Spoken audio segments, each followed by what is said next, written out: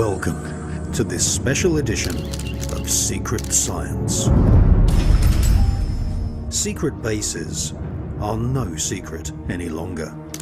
Google Earth has revealed that every continent has many secret bases. But what exactly goes on in these secret bases? The answer is simple. Advanced technologies are being developed which are decades in advance of anything you can find in your local electronics store. The Pentagon and ruling elite families have always kept their new technologies utterly secret. And they have made profits from these new technologies, sometimes for 50 years or more before the public knew it even existed. But what about advanced technology which has been kept secret not just for decades, but for hundreds of years? My name is Chris Everard, and welcome to this special edition of Secret Science.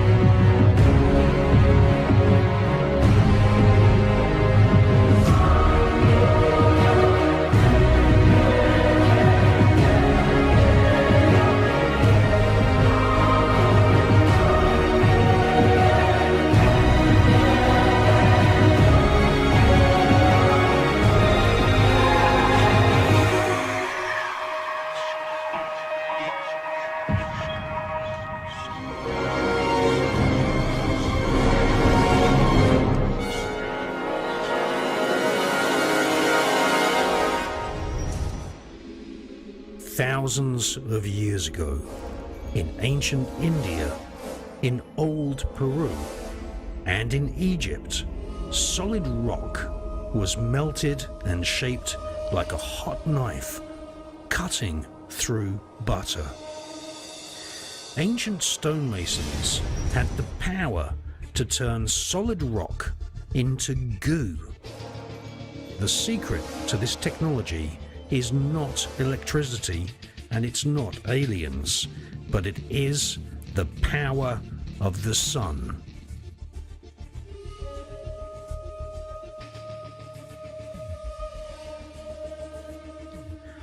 Ancient people worshipped the sun, not just because it was floating in the sky, but because solar energy was fueling the development of amazing civilizations in the ancient world.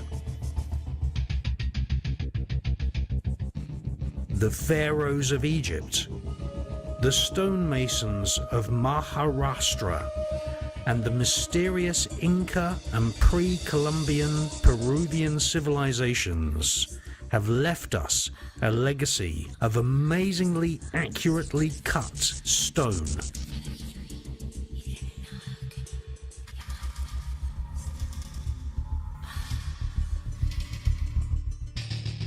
In Scotland and Ireland, we find old hill forts where the rocks have been melted together. In the Sahara Desert, we find in Libya thousands, if not millions, of shards of glass which date back to antiquity.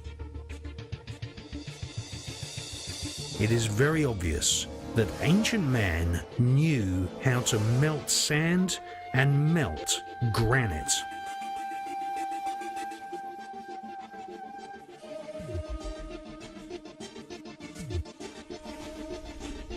In India, stonemasons built fantastic forts and palaces by gouging and digging directly into the hard bedrock. Just by digging into granite, these enormous palaces and temples in India were built over just a few years. Some of that sculpture and some of that carving in India cannot be replicated to this day, even using modern tools. A handful of non-academic researchers and authors have been unlocking the secrets of the pre-Inca, pre-Columbian society that understood how to make the surface of granite turn into a mush, which was then sculpted and shaped using spatulas and knives.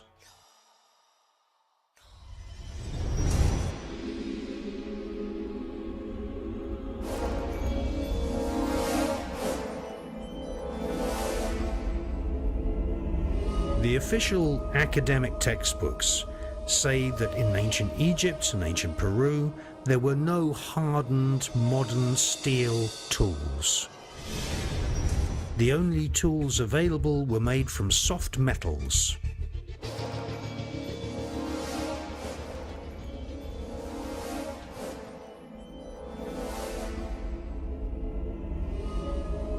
The official Egyptology textbooks say that the Egyptian stonemasons only had round rocks which they pounded against other rocks to create all of these amazingly laser-perfect artifacts which we find today in Egypt. But how did they create 90-degree perfect angles? Anyone that's visited any museum of Egyptian artifacts can see hieroglyphs cut into solid granite with laser-accurate perfection. How can that be created using a round pounding rock?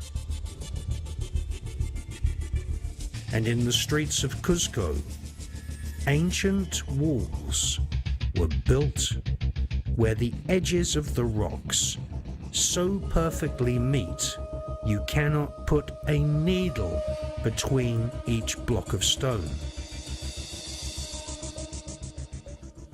Out in the foothills of Peru, we also see giant outcrops of bedrock which have been sculpted to make it look as if that bedrock is made from individual blocks of stone. In long-lost forgotten valleys in Peru, we discover apprentice stonemason yards, where enormous boulders have been cut and sliced, just as if a giant has come along with a knife and sculpted shapes from butter. Obviously, there was some kind of technology in the ancient world allowing these people to cut any shape they wanted from any type of rock. We see a graveyard in Egypt full of granite. In actual fact, we see sculpted objects that have been discarded simply because they had a small crack in the actual piece. It seemed that in the ancient world, sculpting solid granite was no problem. If they made a mistake, they just cut another piece of granite from the bedrock and just started again. Join me, Chris Everard, in this investigation into the independent authors and researchers who are proving academia wrong. Welcome to Secret Science, and welcome to the secret of turning rock into goo.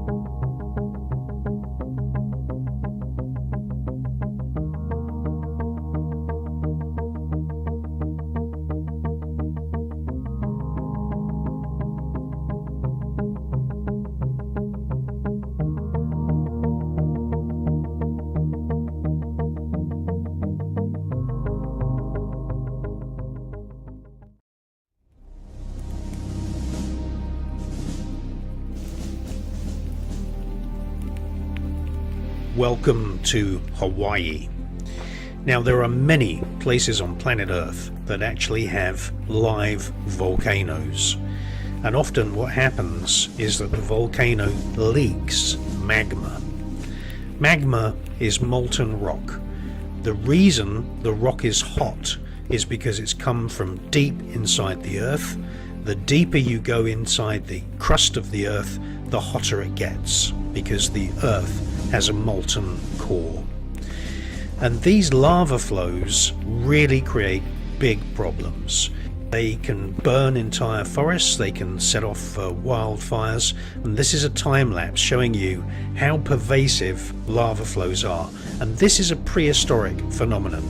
Ancient man knew that rock could be a liquid because they saw lava flows. It's as simple as that. Ancient man was not an idiot. He could see that rock, if it was heated, could be turned into a goo that could then be moulded if necessary.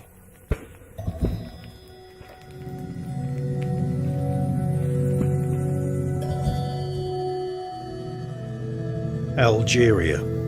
This is the Tissi and Alger plain. It is now highly radioactive because the French government actually exploded one of the world's most powerful atomic bombs here in the 1960s. All over the northern Sahara, in Algeria and Libya, we find shards of glass. Now, this glass, literally millions of fragments of this glass are spread over an enormous area. And we now believe that a meteorite or several large meteorites hit the sand of the northern Sahara. The meteorite was boiling hot and it turned sand into glass. Now, this is one of the most longest inhabited spaces on the face of the planet. Northern Algeria and northern Libya had mushroom cults and honey cults living actually in the northern Saharan desert. And we have artifacts in various museums made from this Libyan desert glass. Ancient man knew that sand could be melted, and that once sand was melted, it would turn into glass.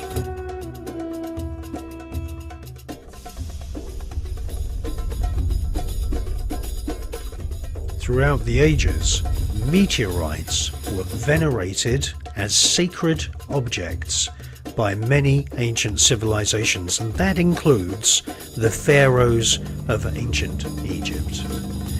If you can imagine the spectacular landing of a meteorite that makes contact with the desert sand, maybe at night, you've got light, you've got sound, you've got a mysterious object coming from outer space. And for obvious reasons, the remnants of these incidents, the actual meteorite core which lands on the surface of the planet, was kept by the Brotherhoods as a sacred object of power. Now we know this because there is archaeological evidence from Native American tribes who venerated and worshipped fragments of a meteorite that was actually buried in a special tumulus mound at the Diablo Canyon in Arizona. And they buried this meteorite about 50,000 years ago.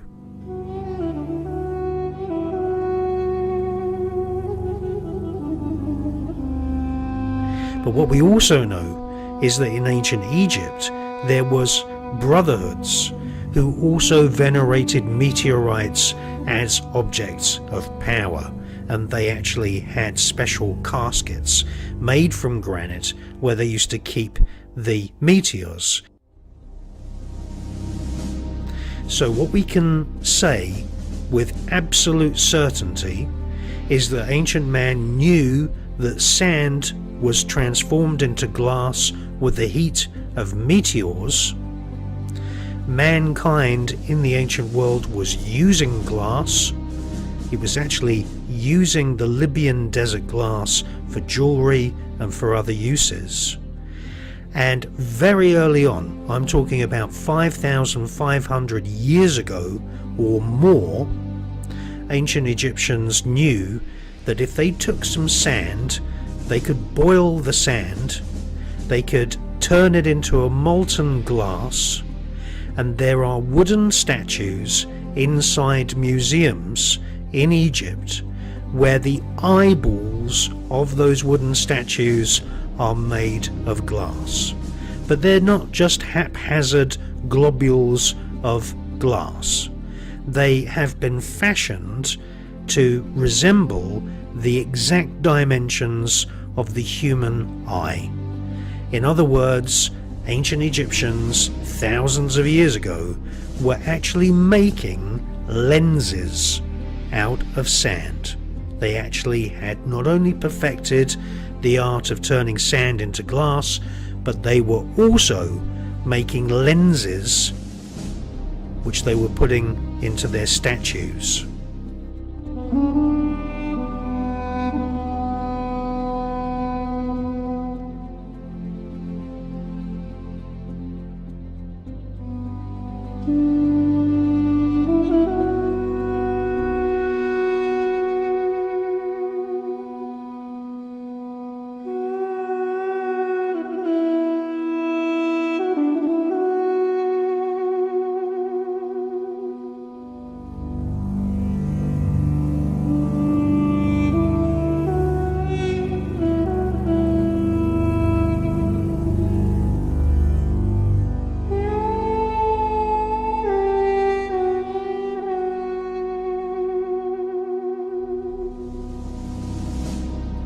No less than 18 items of meteoric iron were found inside the tomb of Tutankhamun.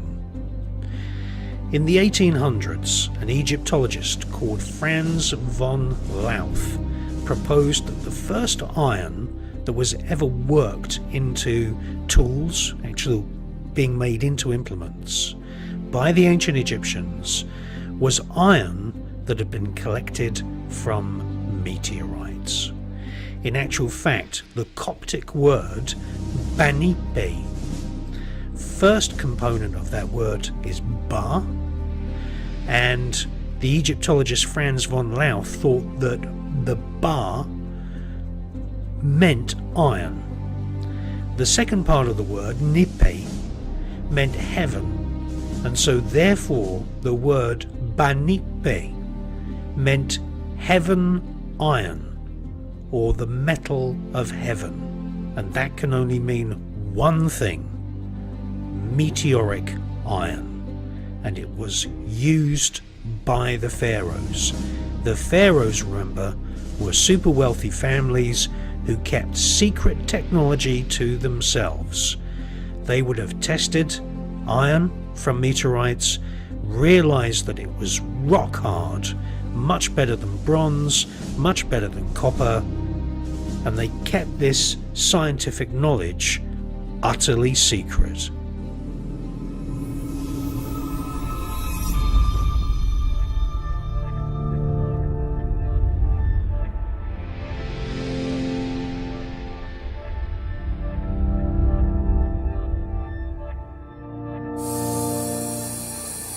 Now, for those of you who don't believe that granite can be melted, this is an interesting clip that shows a granite ball being literally before your very eyes converted into a glob of gooey kind of obsidian.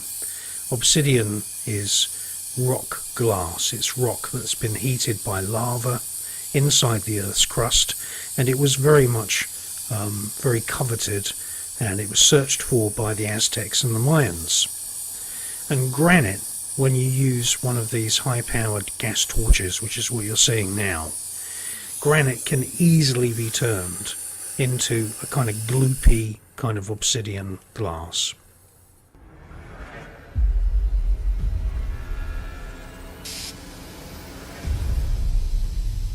Now what you're seeing is rose quartz granite. This comes from Aswan in Egypt.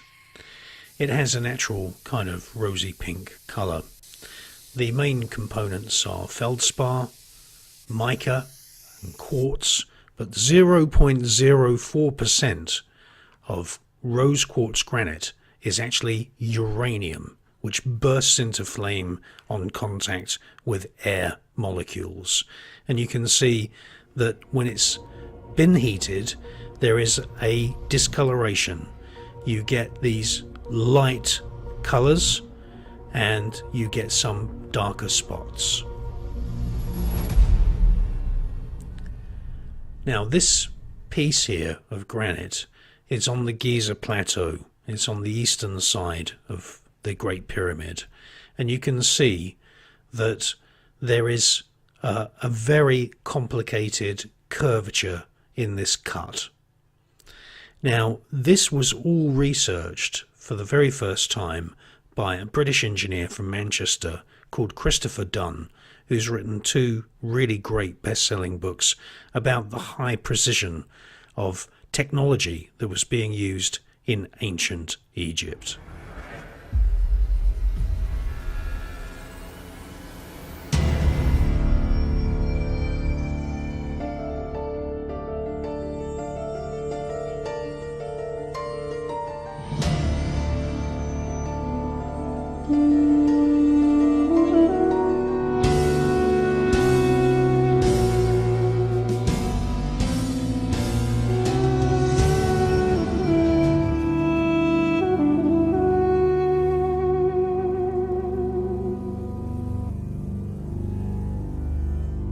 Sir William Flinders Petrie was an Egyptologist, and his assistant was Margaret Murray. Yes, the same Margaret Murray who wrote the book God of the Witches. And in London there is an entire museum that is curated by the University of London, dedicated to looking after various artefacts which Sir William Flinders Petrie brought back from Egypt. And there we see in London granite cores. These are the remnants of cores that have been drilled directly into quartz granite. Now, in Christopher Dunn's most recent book, Christopher Dunn clearly says that some heat source was used to soften the granite on each turn of the coring drill. And that's very important research. So what we're going to do now is we're going to look at a natural source of heat which the ancient Egyptians had abundant amounts of.